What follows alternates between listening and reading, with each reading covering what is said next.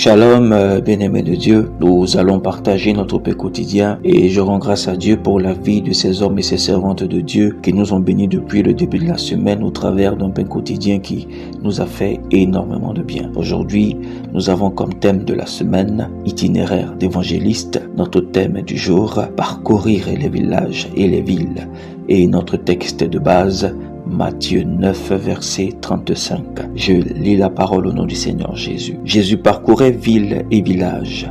Il enseignait dans leurs synagogues, prêchait la bonne nouvelle du royaume et guérissant toute maladie et toute infirmité. Amen. Alors ici, ce verset nous fait comprendre que le Seigneur Jésus parcourrait des villes et des villages afin d'enseigner la parole, afin d'annoncer la bonne nouvelle. Amen. Ce qui attire mon attention dans ce verset, la Bible ne nous dit pas que le Seigneur Jésus était statique. La Bible ne nous dit pas qu'il était cantonné, cloisonné entre les quatre murs d'une église et que c'est lorsque cette église lançait des mots d'ordre, c'est quand cette église lançait des mouvements d'évangélisation que le Seigneur Jésus décidait de sortir. Non. La Bible nous dit que le Seigneur Jésus parcourait, ce qui veut dire que le Seigneur Jésus était en mouvement. Le but même d'un enfant de Dieu, d'un fils de Dieu, c'est de parcourir, c'est de bouger, c'est d'être en mouvement afin d'annoncer l'évangile. Nous avons trop tendance à vouloir rester cloisonnés entre les murs de l'église et d'attendre simplement qu'il y ait des mots d'ordre de l'église, qu'il y ait des programmes d'évangélisation annoncés par l'église avant de sortir évangéliser. Mais le simple fait d'être enfant de Dieu nous donne le devoir de sortir, nous donne le devoir de parcourir des lieux, d'être en mouvement afin d'annoncer l'évangile. Ce verset nous parle de villes et de villages que le Seigneur Jésus-Christ parcourait. Alors quelqu'un peut me dire, je n'ai pas la capacité de pouvoir parcourir des villes et des villages. Mais je veux dire à quelqu'un ce matin que les villes et les villages pour toi peuvent représenter ton lieu de travail. Les villes et les villages pour toi peuvent représenter ton voisinage. Les villes et les villages pour toi peuvent représenter tous les lieux que la plante de tes pieds foule. Il est important que nous soyons les porte-paroles vivants de Christ, que nous vivions l'évangile et que nous puissions transmettre cet évangile autour de nous. Nous aimons que tout se fasse par l'église, dans l'église ou autour de l'église, oubliant qu'en tant qu'enfant de Dieu, nous avons reçu le mandat pour parcourir des lieux et d'annoncer l'évangile.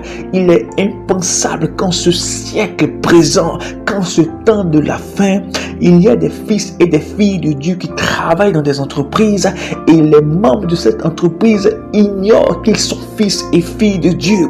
Il est choquant qu'en ce temps de la fin, il y a des enfants de Dieu qui prennent plaisir dans des commérages, qui prennent plaisir dans des discours futiles et vains, mais qui sont incapables d'ouvrir la bouche et d'annoncer le message du salut. Qui le fera à notre place? Il est choquant en ce siècle-ci d'avoir des personnes qui ont le temps de passer des heures et des heures sur leur téléphone, sur Facebook, sur Twitter, sur TikTok, mais incapables d'utiliser les réseaux sociaux afin d'évangéliser. Quelle sorte de chrétiens sommes-nous?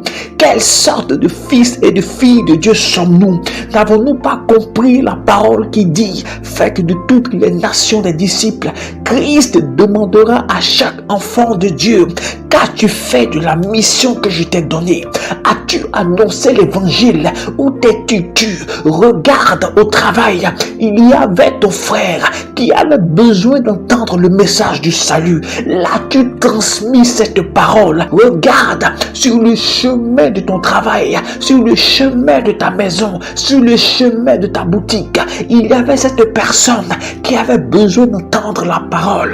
Lui as-tu transmis cette parole? Lui as-tu donné le message du salut? Et beaucoup en face du Seigneur diront, Seigneur, je n'ai pas pu. Seigneur, j'ai eu honte. Et pendant que je parle, je me rappelle de ce frère musulman qui est dans la salle de sport dans laquelle je vais. À chaque fois que je vais dans cette salle, le Saint-Esprit crée toujours une lucarne afin que l'évangile y soit prêché, afin que Jésus y soit présenté.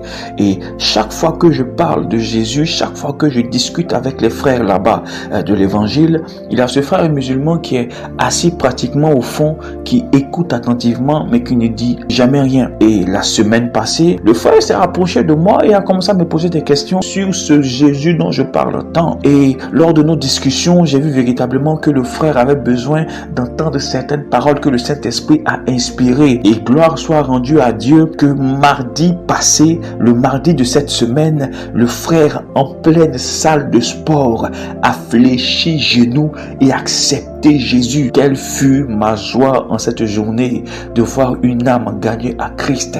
Et c'est ce que Jésus attend de nous, que chaque lieu que la plante de nos pieds foule soit un territoire à conquérir pour Christ. Il y a des personnes qui sont enfermées dans des forteresses terribles et qui attendent qu'il y ait une seule voix qui leur dise que les forteresses dans lesquelles ils sont peuvent être brisées par la puissance de Jésus. Mais si personne ne leur transmet l'évangile, si personne ne leur parle de Jésus, ces personnes resteront enfermées, captives dans ces forteresses et iront tout droit en enfer. Ce message est un message d'alerte. Le Saint-Esprit appelle ses guerriers et ses guerrières à comprendre que le temps n'est plus au commérage, le temps n'est plus au bavardage, le temps n'est plus aux pertes de temps inutiles, mais le temps est à gagner des âmes afin que le royaume soit rempli. Que le Seigneur te bénisse. Passe une excellente journée. Shalom.